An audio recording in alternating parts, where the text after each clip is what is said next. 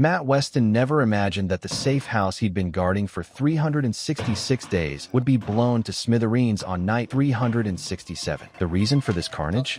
Tonight, they're holding a man who strikes fear into the hearts of intelligence agencies worldwide. Boom. A flashbang's blinding white light devours the entire hallway, reducing the reinforced security door to splinters. Through the smoke, 12 heavily armed killers emerge like the Grim Reaper himself, clad in black tactical gear. The reason they've deployed such a massive kill squad. The target they're here to extract is worth his weight in gold. These professional assassins have one objective: the CIA's classified safe house in Cape Town, South Africa. Just minutes earlier, this place was dead quiet. Let's rewind a few minutes. Under the harsh fluorescent lights of the interrogation room, waterboarding is in progress. Water cascades like a waterfall over the soaked towel, yet the prisoner being tortured remains stone-faced. Hell, he's even wearing a bone-chilling smile. What's got the interrogators so shook? This guy seems to be enjoying the extreme torture, like it's just another Tuesday for him. In the surveillance room, this rookie agent, who's been babysitting this safe house for a mind-numbing 366 days, stares through the one-way glass at the bizarre scene unfolding in the interrogation room. He's on edge because this is his first real assignment in a year, completely unaware that a bloodbath is about to begin. Suddenly, the entire building plunges into pitch-black darkness. Then comes that earth-shattering explosion. Boom. The flashbang's white light swallows the corridor whole, followed immediately by the thunderous roar of doors being ripped apart. Concentrated orange muzzle flashes dance wildly in the darkness as bullets rain down like a monsoon. The entire safe house instantly transforms into a bloody slaughterhouse. Back in the surveillance room, Matt clutches his gun. What should have been his first real assignment in a year has now become his last. Bang, bang, bang. Gunfire thunders closer. The team leader's desperate screams echo through the corridors. Fate's invisible hand pushes young Matt that will change his life forever. There in the dim yellow light sits a mysterious prisoner. This unflappable man is Tobin Frost, once the CIA's finest operative. But 10 years ago, he chose betrayal, making a living selling NATO secrets, becoming America's most wanted fugitive. Frost speaks calmly.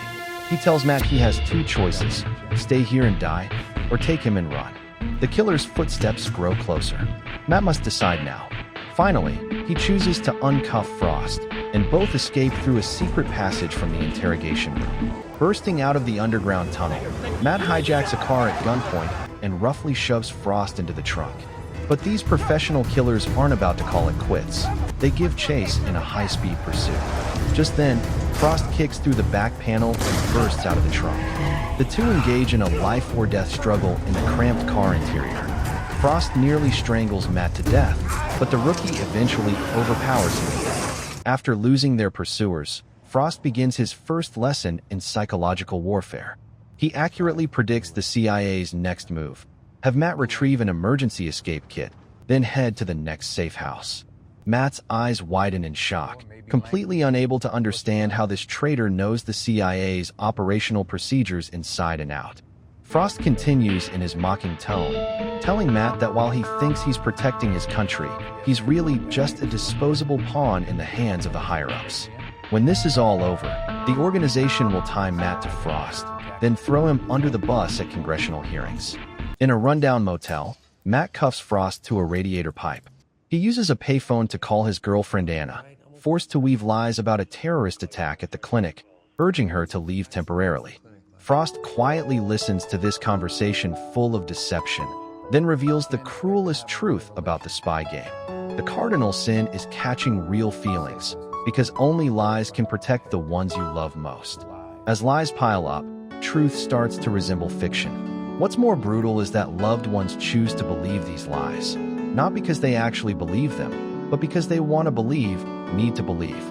Even when they know deep down it's not the truth, they'll still choose to accept it, because not believing means facing an even harsher reality. Following headquarters instructions, they head to the stadium subway station to retrieve the emergency escape kit. In the crowded concourse, Matt stays close behind Frost as they weave through the masses. They successfully obtain the GPS locator and get the address of the next safe house. But when police appear, Matt makes a fatal mistake. In his panic, he draws his gun. Instantly, chaos erupts.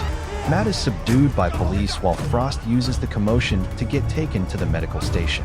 In the holding room, Matt frantically explains that he's an American agent, but nobody believes him. Seeing Frost about to escape, he desperately overpowers a guard and pursues with weapon drawn.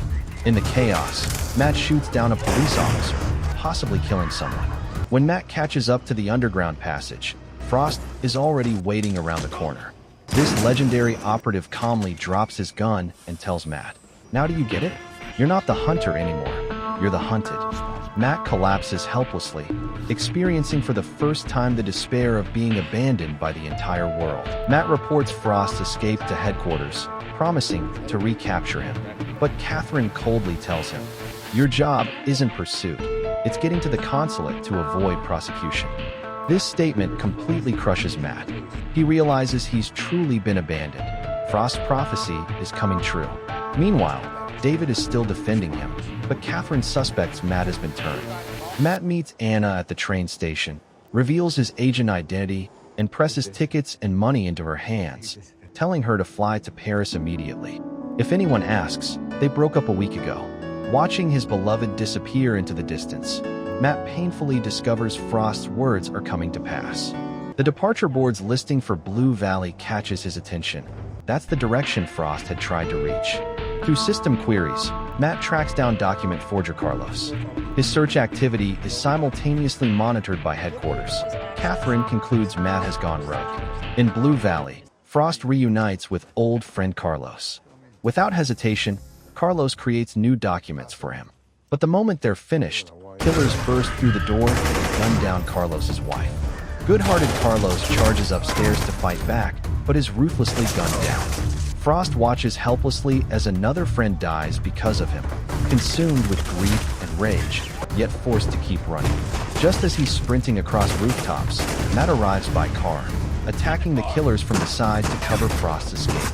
Sitting in the same vehicle, their roles have become blurred. After their car takes hits, they hole up in an abandoned building.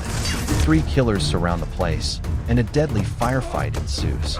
Matt successfully takes out 1 killer, while Frost faces 2 attackers upstairs and catches a bullet. When Frost drags his wounded body downstairs, Matt is shocked to discover he's changed. He fought so coldly and professionally, nothing like the rookie from just days ago. In a 24-hour pharmacy, Frost bandages his wound while recounting his past. He too was once as naive and passionate as Matt, until he witnessed the organization blow up a passenger plane with over 200 innocent souls aboard, all to eliminate one whistleblower scheduled to testify before Congress. That's when he understood that so-called justice is just an excuse for power games. They're nothing but expendable pawns. Hearing these worldview-shattering truths, Matt's last remaining faith begins to crumble. They reach a suburban safe house, where a handler greets them. Matt cautiously demands identity verification